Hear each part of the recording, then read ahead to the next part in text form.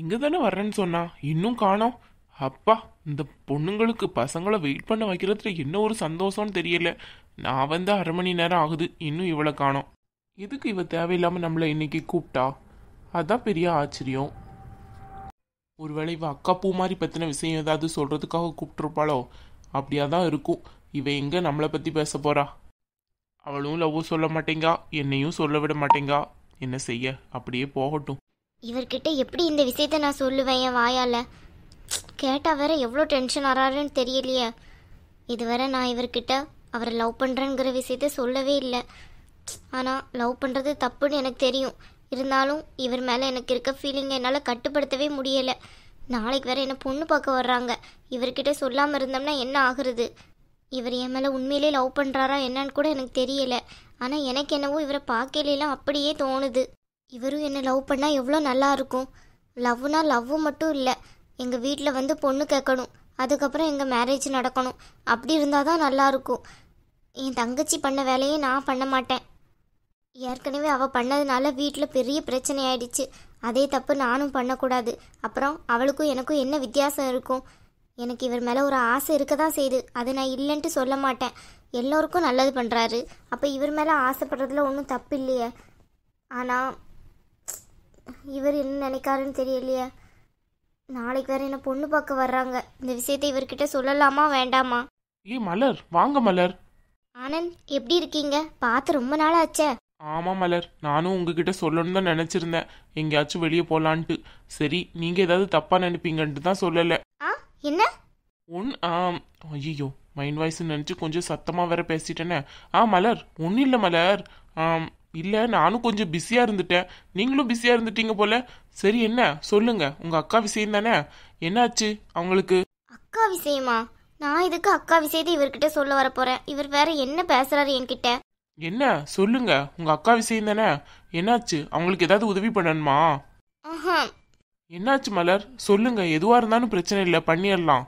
இல்லை, நான் அக்கா விஷயத்தை பற்றி பேச கூப்பிடல. அப்புறம்? இல்லை, உங்ககிட்ட எப்படி சொல்கிறதுன்னு தெரியல, அதான் யோசனையாக இருக்கு. என்ன ஆச்சு? அதான் இவ்வளோ தூரம் வந்துட்டீங்கல்ல, என்னன்னு சொல்லுங்க.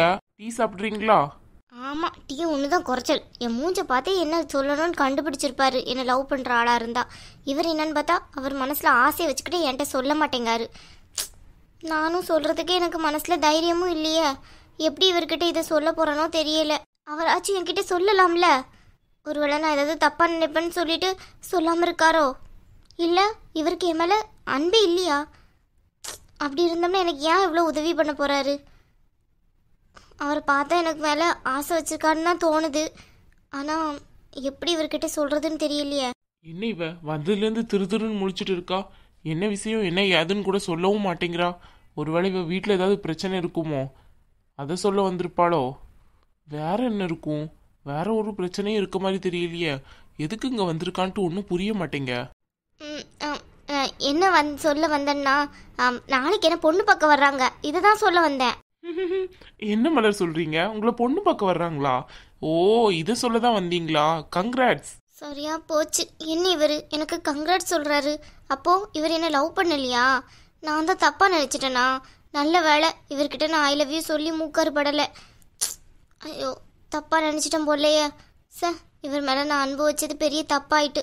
அவர் மனசில் என்னை பற்றி அப்படி ஒரு எண்ணம் இல்லை போல. நான் தான் தேவையில்லாமல் அப்படி நினச்சிட்டேன். என் தங்கச்சியை நான் தான் சொன்னேன். நானே அப்படி ஒரு தப்பு பண்ண பார்த்துட்டேன். நல்ல வேலை இவர் என்னை லவ் பண்ணலைங்கிற விஷயம் இப்படியே தெரிய ஆரம்பிச்சுது.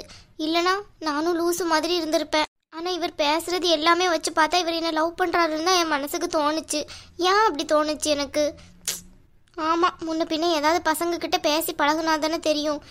இவர் தான் பேசினாரு, ஃப்ரெண்ட்லியாக கூட பேசியிருக்கலாம். நான் தான் தப்பாக நினச்சிட்டேன் போல. ஏன் மலர் நீ இப்படி இருக்க? தேவையில்லாமல் இன்னைக்கு நீங்கள் வந்தே இருக்கக்கூடாது. என்னாச்சு மலர்? பொண்ணு பார்க்க வர்றாங்கன்னா நல்ல விஷயம் தானே, கல்யாணம் பண்ணிட்டு சந்தோஷமா இருங்க. எதையோ முழுங்கி முழுங்கி பேசுற மாதிரி தெரியுதே.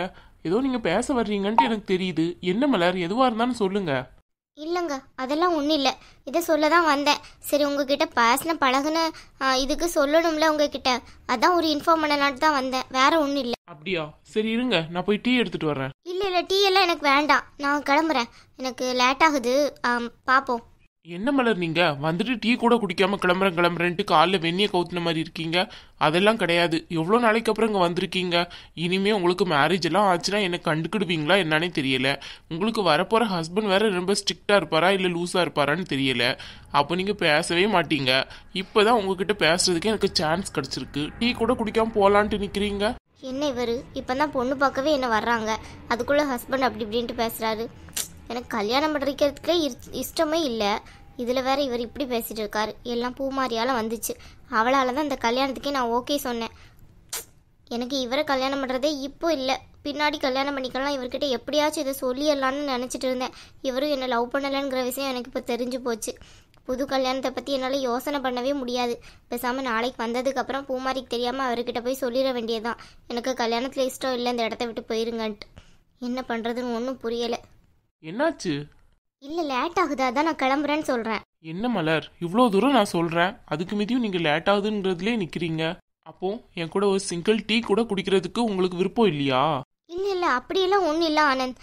உங்களுக்கு தான் தெரியும்ல நான் உங்ககிட்ட நல்லா தான் பேசுவேன்ட்டு.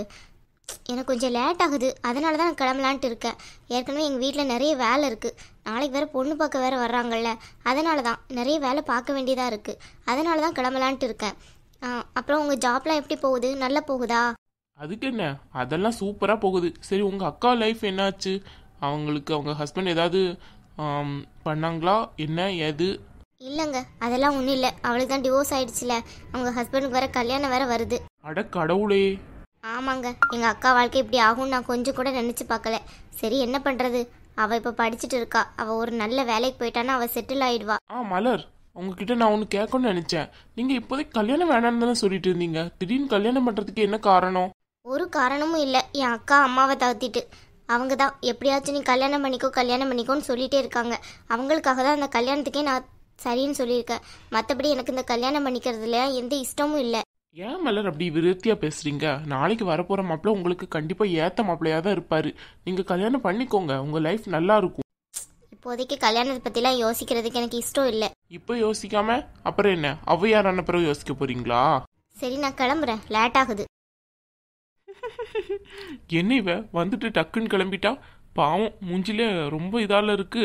கல்யாணத்துல இஷ்டம் இல்லை. ஐ லவ் யூன்னு சொல்லிட வேண்டியது தானே. அதை சொல்றதுக்கு இவ்வளோ நேரமா? நானும் இது இவ வாயிலிருந்து வரும்ன்ட்டு எவ்வளோ நாளோ எதிர்பார்த்துட்டு இருந்தாச்சு. நாளைக்கு இவளுக்கு கொடுக்க போற அதிர்ச்சியில இவ வாயிலிருந்து தன்னால வரும். பாவம், அந்த உண்மையை இப்பவே இவகிட்ட சொல்லிடலான்னு தான் நான் நினைச்சேன். ஆனா கொஞ்சம் ஏங்க விடுவோமே. எத்தனை நாள் நம்மளை ஏங்க விட்டுருப்பா. இப்போ கூட ஐ லவ் யூன்ட்டு 3 வார்த்தை, அதை சொல்றதுக்கு இவளுக்கு அவ்வளோ கஷ்டமா இருக்கு. என் வாயிலிருந்து வரும்ன்ட்டு எதிர்பார்த்துட்டு இருக்கா. எங்க நான் சொல்லி அதுக்கப்புறம் இவ நோ சொல்லி, இது எனக்கு தேவையா? நாளைக்கு என்ன நடக்குதுங்கிறது தெரியதானே செய்ய போகுது. வெயிட் பண்ணட்டும், நாளைக்கு என்ன நடக்குதுன்ட்டு நாளைக்கு பார்ப்போம். ஆனா பாவமா இருக்கு பாக்குறதுக்கு.